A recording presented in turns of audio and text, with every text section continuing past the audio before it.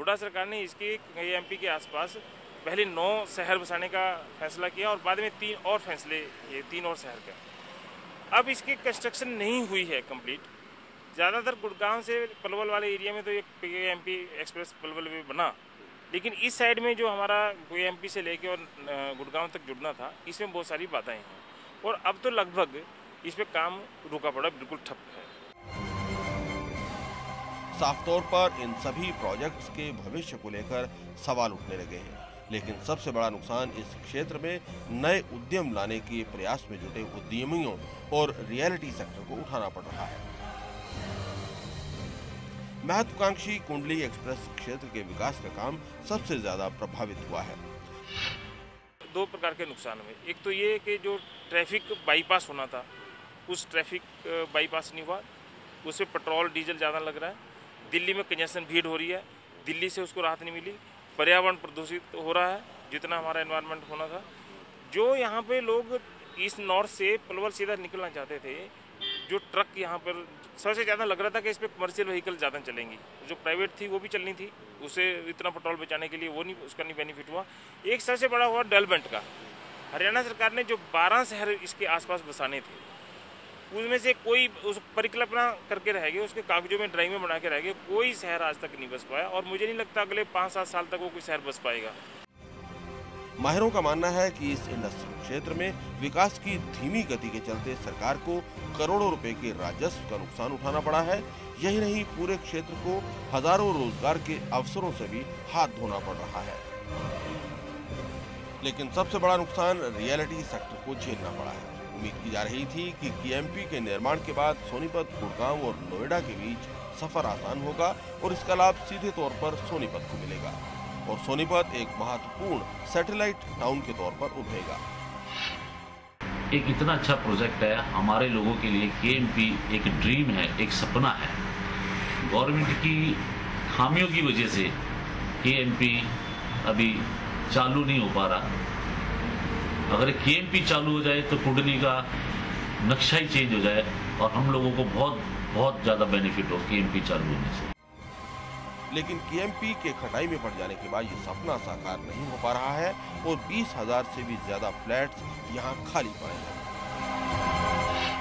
Flat लिए थे तो ये सपना था कि KMP बन जाएगा और हमें बहुत फायदा हो जाएगा, क्योंकि एयरपोर्ट, बहादुरगढ़, गुड़गांव वगैरह जाने में इजी हो जाएगा।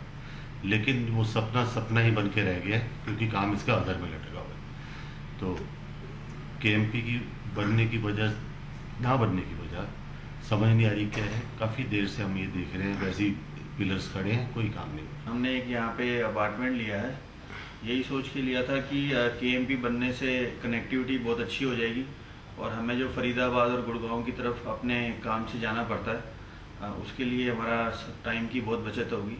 बट जैसे कि KMP का काम अभी इनकम्प्लीट है और ये रुका हुआ है, तो इससे हमें बहुत असुविधा हो रही है कि 2-2.5 घंटे लग जाते हैं एक तरफ जाने के लिए और 2.5 घंटे आने के लिए। तो ऑलमोस्ट सारा दिन हमारा इसी में ही ख़राब हो जाता है, जिसकी वजह से इस एरिए में और बाकी भी जो कनेक्टिविटी का इशू बहुत ज़्यादा इसके कारण रुका हुआ है।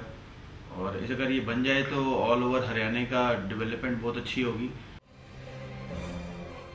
बहरहाल अब इस प्रोजेक्ट को पूरा होने की डेडलाइन मई 2013 रखी गई है, लेकिन जिस गति से काम चल रहा है उसे देखते हुए इस तारीख तक काम पूरा होने की कोई उम्मीद नजर नहीं आ रही है।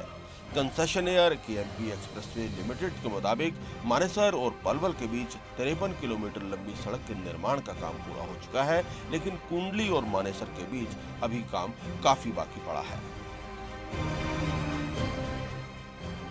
इस बेहद महत्वाकांक्षी परियोजना के निर्माण में आखिरकार इतनी देरी क्यों हो रही है?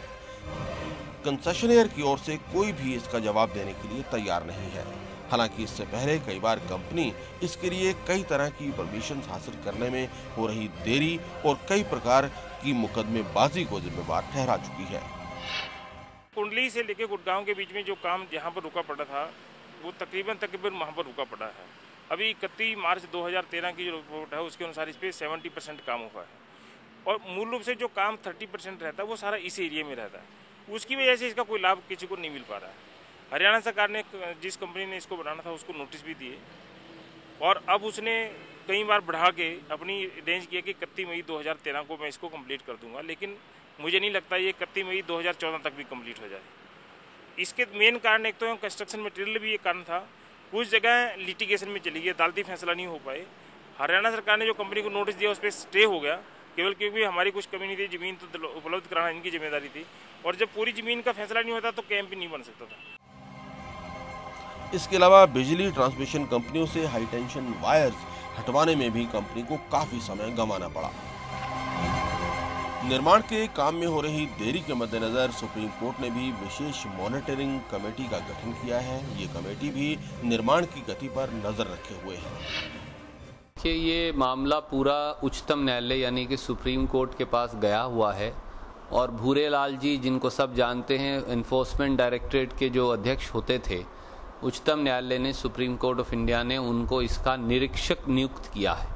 उन्होंने हाल में ही उन्होंने हरियाणा CM, उत्तर प्रदेश के नुमाइंदे और दिल्ली मुख्यमंत्री जी की एक बैठक भी ली थी। कॉन्ट्रैक्टर और सब एजेंसीज को वहां बुलाया गया था। ये प्रोजेक्ट डिलेड है, और जैसा उस मीटिंग में निर्णय लिया गया और सुप्रीम कोर्ट के अंदर रिपोर्ट भी फाइल की गई, हरियाणा ने ऑलरेडी कॉन्ट्रैक्टर के ऊपर हर रोज डेली की पेनल्टी लगा दी है। कंस्ट्रक्शन कंपनी को और हरियाणा सरकार को बीच में मिलके इसका हल तलाशना चाहिए। एक कारण तो लीगली जो मैंने बताया कि ज़मीन नहीं मिली, और जहाँ जहाँ पर ज़मीन मिल गई है, कंस्ट्रक्शन मटेरियल हरियाणा में बहुत कम उपलब्ध है। इसको ये ज़मीन से कम 10-12 फुट ऊंचाई पे ये रोड बन रहा है, तो उसके लिए मटेरियल मट्टी भी चाहिए। तो इसका एक मिल बैठ के हल निकालना चाहिए। मुझे नहीं लगता वो हल निकाला जा रहा है। तो इस डिले उम्मीद की जा रही है कि KMP एक्सप्रेस मौजूदा डेडलाइन के अंदर इस प्रोजेक्ट को अगर पूरा नहीं करता है तो प्रदेश सरकार इस परियोजना को सीधे अपने हाथ में ले लेगी और इसके पूरा होने में अब और देरी नहीं होगी। बहरहाल हम उम्मीद करते हैं कि KMP के साथ जुड़े विवादों का हल जल्दी ही निकलेगा और जल्दी ही ये प्रोजेक्ट पूरा हो सकेगा। इस हफ्ते बस इतना ही। अगले हफ्ते एक बार फिर से आपसे मुलाकात होगी। तब तक के लिए नमस्कार।